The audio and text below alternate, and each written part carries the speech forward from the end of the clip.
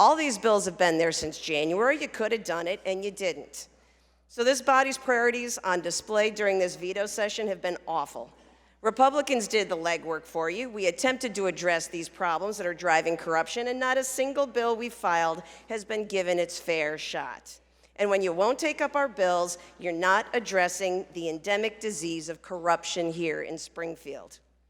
You don't need a task force to know that lawmakers shouldn't be able to simultaneously serve as lobbyists. And to say you're confused about the definition when we get all kinds of problematic bills all the time and you guys promise to fix it with a trailer bill is absurd.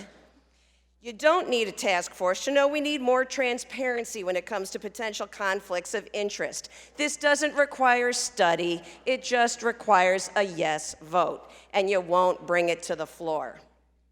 So instead, you've run out the clock. And you're gonna pass a fake law to make you feel good, but in the real world, you've made us a nationwide laughingstock because you won't clean house. We're trying to be serious in dealing with it, and we don't understand why you won't join us if you're truly acting in good faith and not to protect some people who aren't on the floor today. And to the people who count on us to do right by them, I don't care which side of the political aisle you're on, you should not give this body more power, you should not give us more money, because we've given you nothing to say you should trust us to do the best for what you need here in Illinois.